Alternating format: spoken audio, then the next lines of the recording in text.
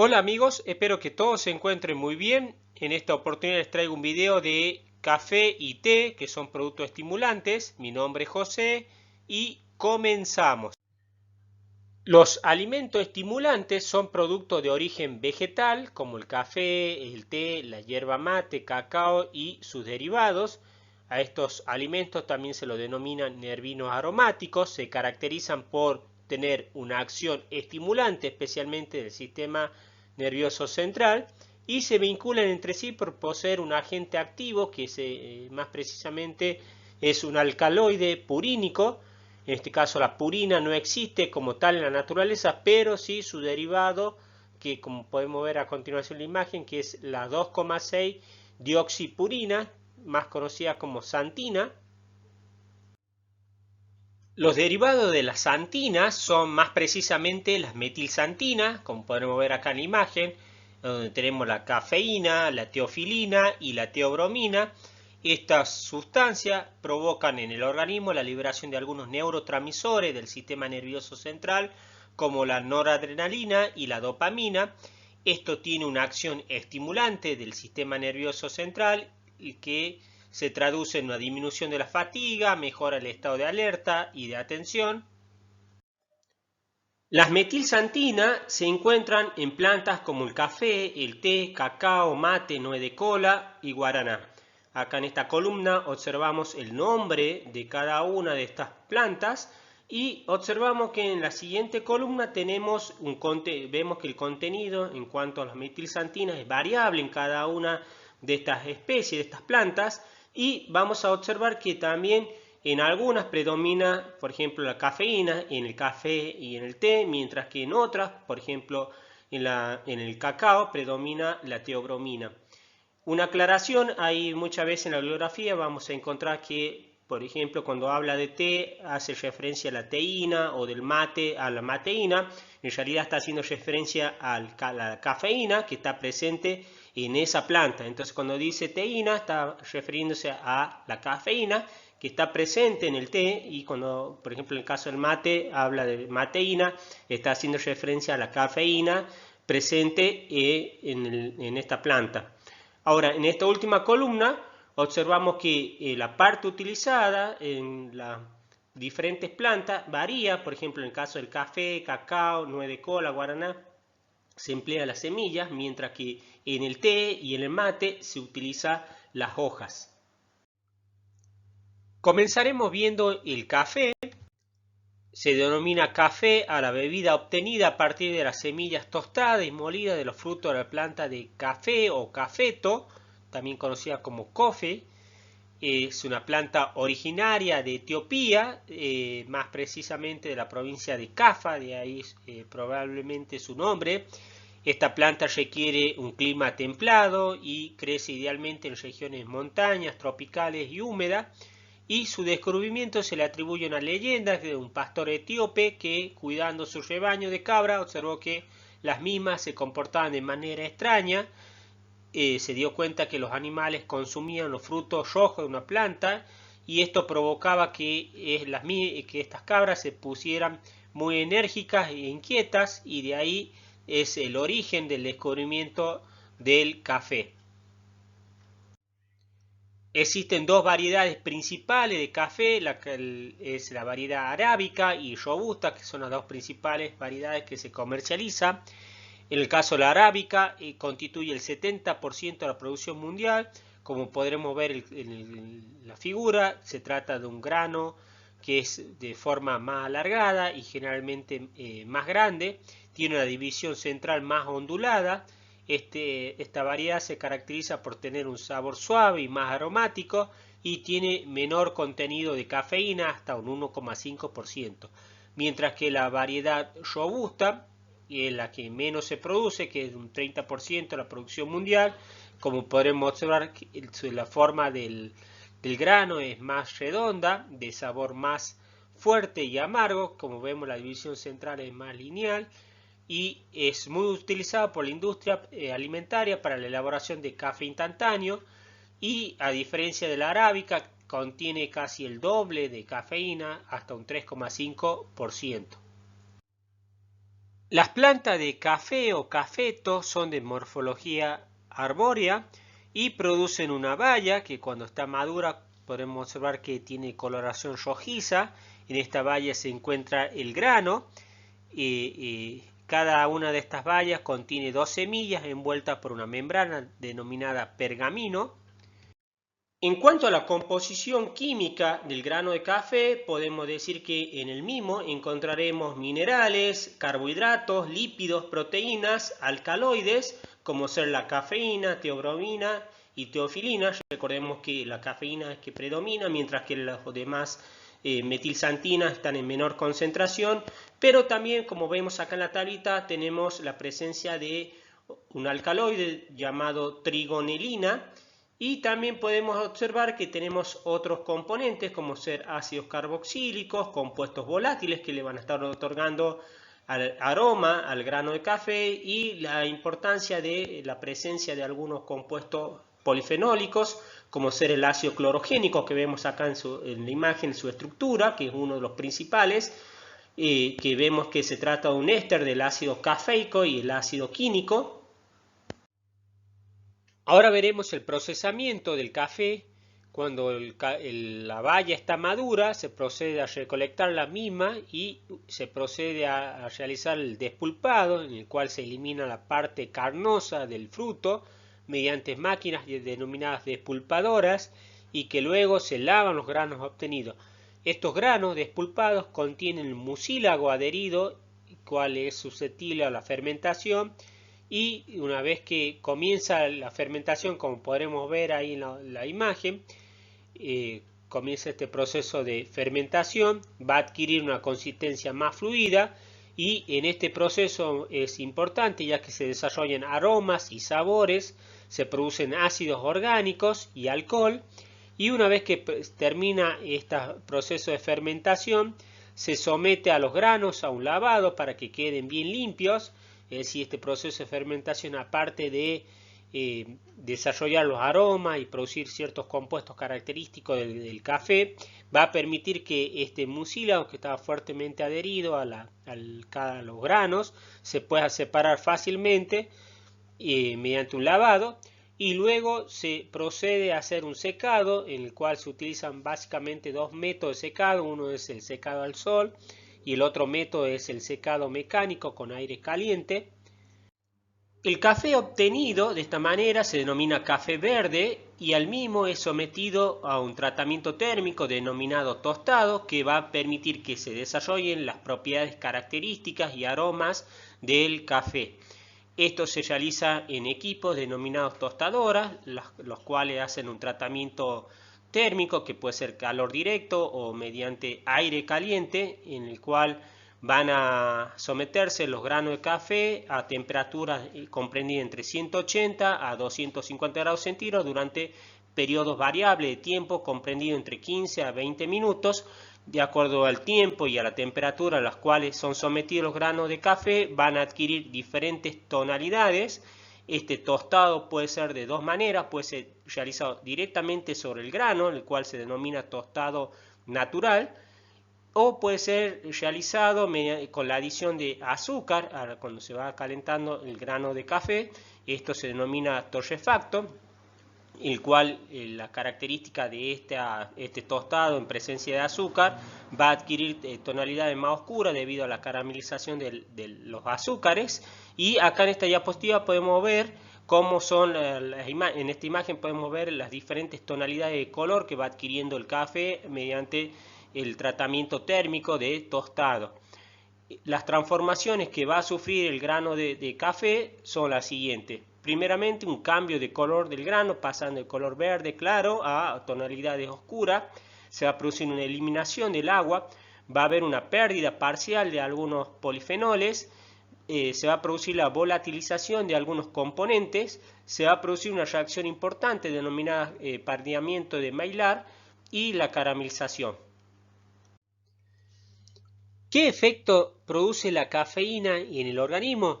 Como la cafeína tiene una estructura similar a la adenosina y esta adenosina cumple en el cerebro un efecto importante, ya que es inhibitorio sobre la actividad neuronal, lo que va a traducirse en una activación del sueño.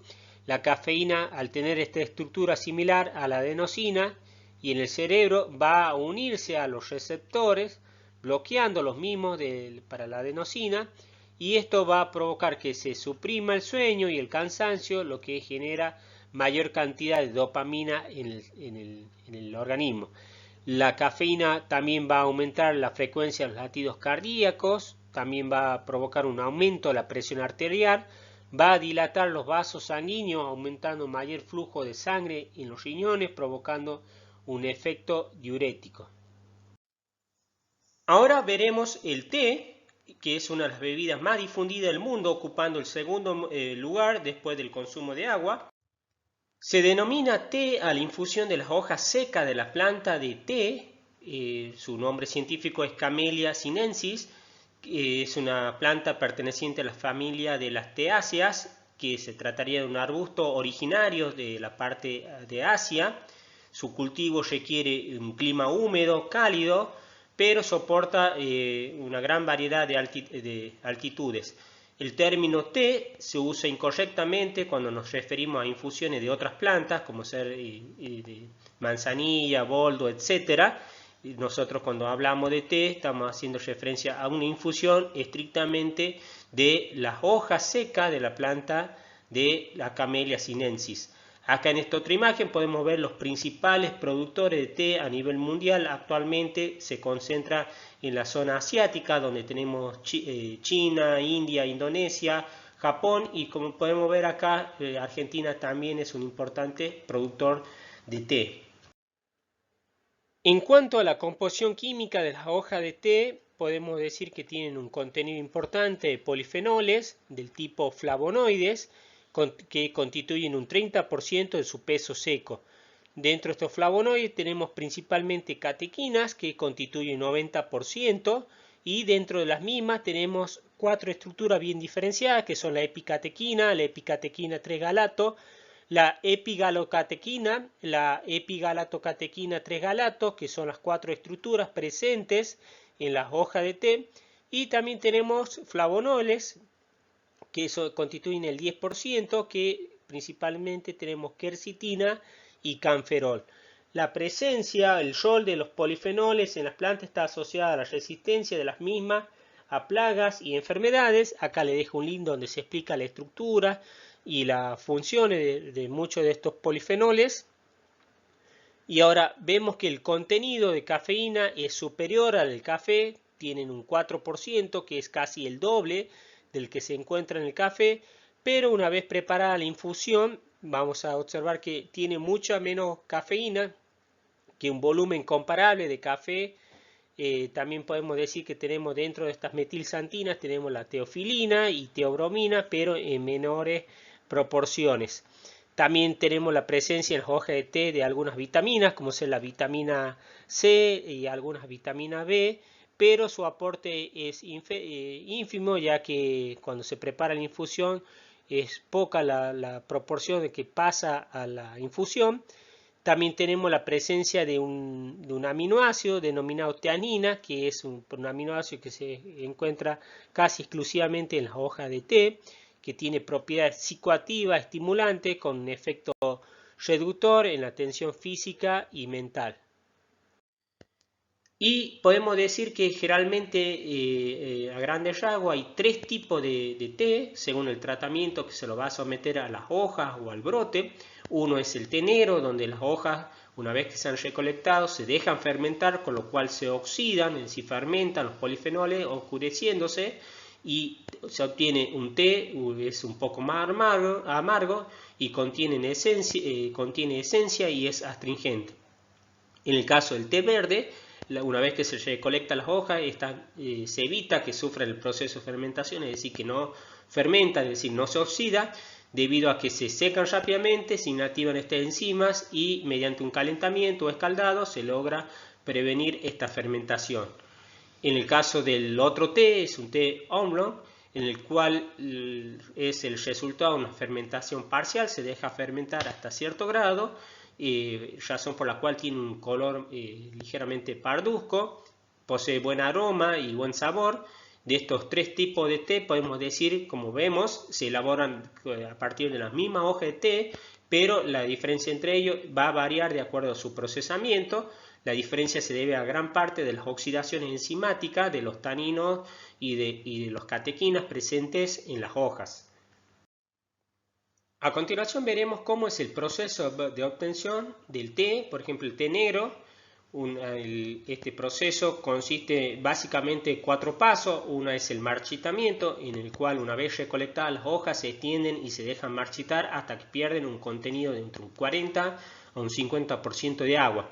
Este proceso se va a prolongar hasta que las hojas sean suficientemente flexibles que permitan su enrollado.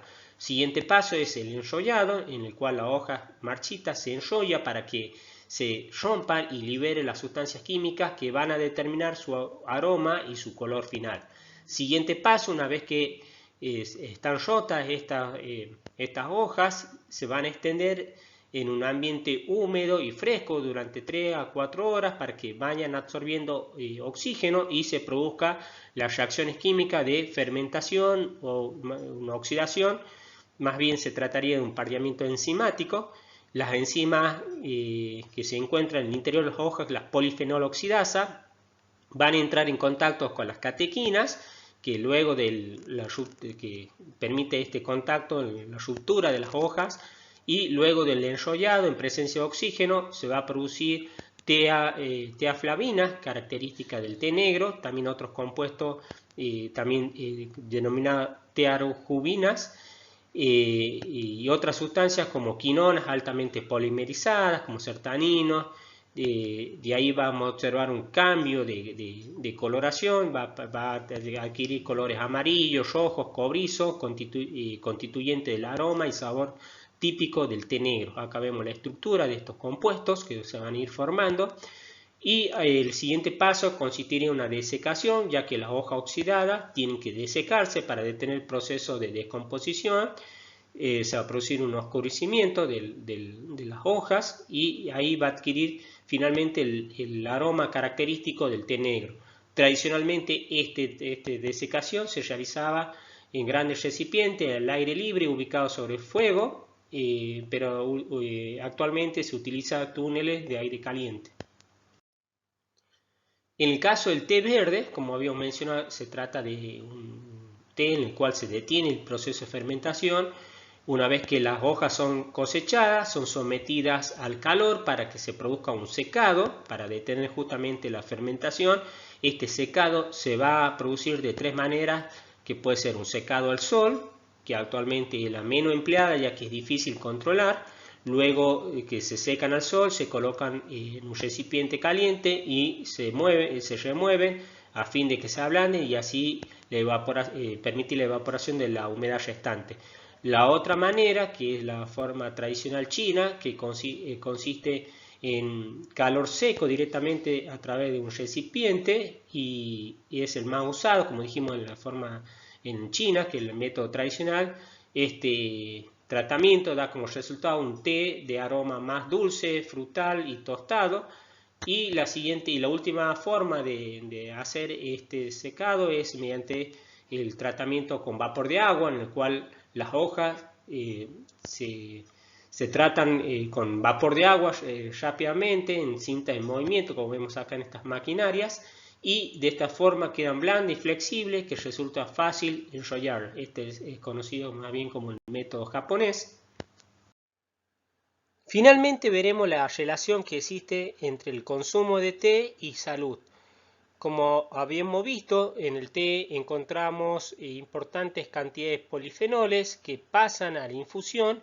Esto le va a estar otorgando importantes propiedades antioxidantes, especialmente en la infusión de té verde.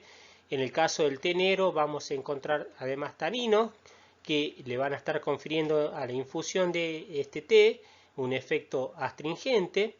También algunos estudios han demostrado que el té tiene un efecto hipolipemiante, con lo cual su consumo va a mejorar el perfil lipídico. De hecho, muchos estudios han comprobado que en poblaciones consumidoras de té verde existe una menor incidencia de accidentes cardiovasculares. Varios estudios epidemiológicos y controlados han demostrado que existe una relación directa entre la ingesta de té, especialmente el té verde, y un menor riesgo a desarrollar cánceres. Es decir, el consumo de té previene algunos cánceres, como ser el cáncer de mama, de pulmón, estómago, colon, próstata, piel.